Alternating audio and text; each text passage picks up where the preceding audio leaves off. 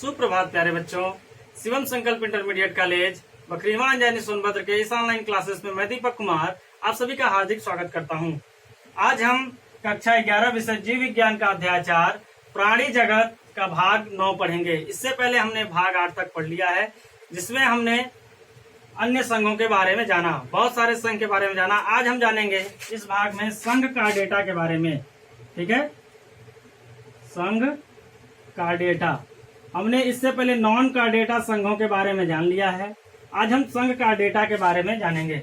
संघ कार्डेटा, इसे सामान्य रूप से रज्जुकी भी कहते हैं। रज्जुकी, ठीक है, रज्जुकी या पृष्ठाधारी।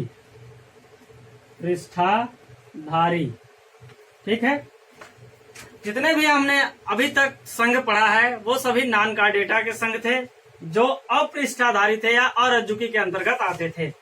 कार्डेटा संघ रज्जुकी या पृष्ठाधारी के अंतर्गत आता है। इन्हें हम रज्जुकी या पृष्ठाधारी इसलिए कह सकते हैं क्योंकि इन संघों के जो भी जंतु होते हैं इनमें रीढ़ की हड्डी उपस्थित होती है। समझ में आया? इनमें रीढ़ की हड्डी यानी कि पृष्ठ उपस्थित होता है, इसीलिए हम इन्हें पृष्ठाधारी कहते हैं। जिन जंतुओं में रीढ़ की हड्डी उपस्थित होती है, आप सीधे समझ जाइए वह संघ कार्डेटा के अंतर्गत आते हैं। ठीक है, इस संघ के जो मुख्य जंतु होते हैं, मुख्य लक्षण यही है कि इनमें रीढ़ की हड्डी उपस्थित होती है। समझ में आया? इनमें खोखला तंत्रिका रज्जु भी उपस्थित होती है। इन संघ के इस संघ के जंतुओं में खोखली रज्जु तंत्रिका रज्जु भी यानी तंत्रिका तंत्र भी उपस्थित होता है। ठीक है, इनमें श्वसन के लिए मुख्य जो अंग होते हैं, क्लोम छिद्र होते हैं, फेफड़ा होता है तथा अन्य होता है। अन्य अंग जो होते हैं वह श्वसन के लिए उपयोग किए जा सकते हैं। इस संघ को मुख्यतः 3 उपसंघों में विभाजित किया गया है। कार्डेटा संघ को 3 उपसंघों में विभाजित किया गया है। सबसे पहला है यूरो कार्डेटा। Euro chordata. दूसरा है सिफेलो कार्डेटा। Cephalo chordata. तथा तीसरा है इसके अंतर्गत वर्टिब्रेटा। हमने जब आपको स्टोरर तथा यू सिंगर का वर्गीकरण बताया था, उस समय हम यह भी बताए थे कि कार्डेटा संघ को 3 उपसंघों में विभाजित किया गया है, यूरो कार्डेटा, सिफेलो कार्डेटा तथा वर्टिब्रेटा। हमने भाग 2 में ये पूर्ण रूप से आपको पहले ही बता दिया है। ठीक है, आगे हम देखते हैं इन संघ के जंतुओं में मुख्यतः जो जनन की प्रक्रिया होती है वह लैंगिक जनन होता है। लैंगिक जनन से इस संघ के जंतु जनन की प्रक्रिया को संचालित करते हैं। ठीक है, उत्सर्जन सामान्यतः वृक्क के द्वारा होता है या फिर नेफ्रिडिया के द्वारा होता है, नेफ्रॉन। ठीक है, इनमें जो उत्सर्जन की प्रक्रिया होती है, वृक्क मुख्य अंग होता है तथा नेफ्रिडिया, नेफ्रॉन ये सभी उत्सर्जी अंग के रूप में पाए जाते हैं। ठीक है, आगे हम इसके 4 वर्गों के बारे में पढ़ेंगे। इनको 4 वर्गों में विभाजित किया गया है। 4 वर्गों में विभाजित किया गया है। इन वर्गों को हम ध्यान से देखेंगे। जो इसके 4 वर्ग हैं, सबसे पहले हम देखते हैं कि टेट्रापोडा। इन्हें क्या कहा जाता है? टेट्रापोडा एक वर्ग में विभाजित। कार्डेटा को टेट्रापोडा में टेट्रापोडा यानी कि टेट्रापोडा का मतलब होता है, टेट्रा यानी कि 4। टेट्रा का मतलब क्या होता है? 4। और पोडा का मतलब होता है पैर। ठीक है, तो टेट्रापोडा जो कार्डेटा संघ के अंतर्गत आते हैं, टेट्रापोडा, यह टेट्रापोडा यानी कि 4 पैर, ऐसे जंतु जिनके सामान्यतः 4 पैर होते हैं। ठीक है, इस टेट्रापोडा को 4 वर्गों में विभाजित किया गया है। सबसे पहला वर्ग है एम्फीबिया। एम्फीबिया। दूसरा है रेप्टाइल्स यानी कि रेप्टाइल्स। सरीसृप। इसको बोलते हैं उभयचर।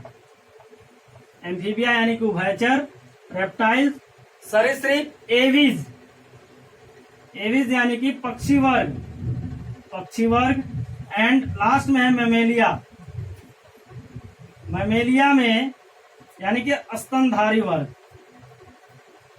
ठीक है, इन 4 वर्गों के बारे में हम जानेंगे।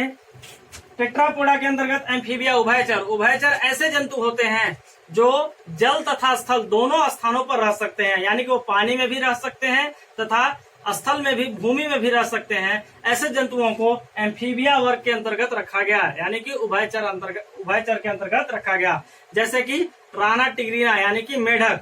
मेढक ऐसा जंतु है जो पानी में भी रह सकता है तथा स्थल में भी रह सकता है। ठीक है, समझ में आ गया। यह उभयचर एम्फीबिया वर्ग के अंतर्गत आते हैं। नेक्स्ट है रेप्टाइल्स यानी सरीसृप वर्ग। सरीसृप वर्ग में आप इनमें पहला लक्षण जो होगा टेट्रापोडा है, सभी के 4 पैर हैं, चाहे एम्फीबिया हो, चाहे रेप्टाइल्स हो, चाहे एविस हो, चाहे मेमेलिया हो। ठीक है, इन सभी जंतुओं के 4 पैर होते हैं, यह आप सामान्य लक्षण जान लीजिएगा। सरीसृप में जैसे कि सांप हो गया, कछुआ हो गया, केचुआ नहीं कछुआ, सांप, कछुआ और घड़ियाल, मगरमच्छ, ये सभी के सभी किसके अंतर्गत आते हैं? सरीसृप के अंतर्गत आते हैं। समझ में आ गया।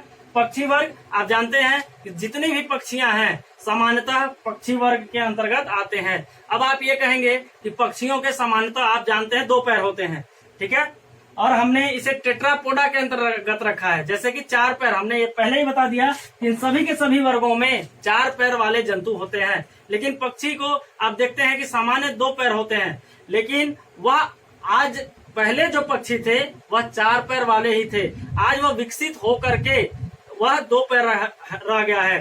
2 पैर उनका जो पंख में परिवर्तित हो गया है, यानी पक्षियों का जो 2 पैर था वह किस में परिवर्तित हो गया है? पंख में। आज वो अपने आप को उस तरीके से विकसित कर लिए हैं कि वो उन्हें 2 पैरों की ही आवश्यकता है, 2 पैर वह पंख के रूप में उपयोग करते हैं। जैसे कि मनुष्य का उद्भव जो माना जाता है वह चिंपैंजी यानी कि बंदर से होता है। ठीक है, यह माना गया है कि मनुष्य का उद्भव यानी मनुष्य की उत्पत्ति जो होती है वो बंदर से हुई है।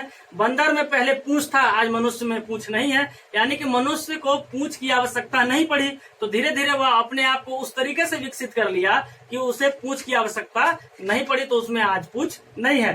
ठीक उसी प्रकार से पक्षियों में पंख की आवश्यकता पड़ी, तो उन्होंने अपने पैर, आगे वाले पैर को, अग्रपाद को उन्होंने पंखों में परिवर्तित कर लिया।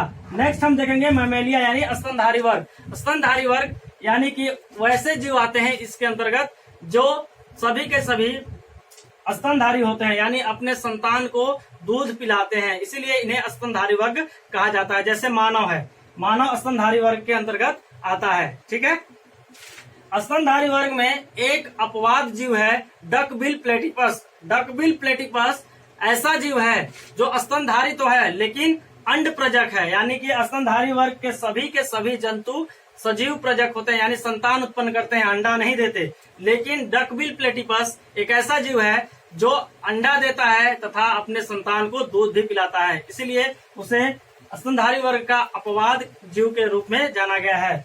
रेप्टाइल्स यानी सरीसृप के अंतर्गत भी एक अपवाद जीव है मगरमच्छ। मगरमच्छ का जो हृदय होता है वो 4 कोष्ठीय होता है।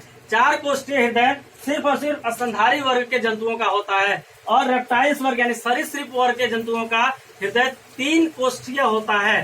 ठीक है, तो मगरमच्छ का कितना होता है? 4 कोष्ठीय, यानी वह स्तनधारी वर्ग की तरह है, इसीलिए उसे सरीसृप का अपवाद जीव माना गया है। इस तरीके से प्राणी जगत का यह पाठ समाप्त हुआ।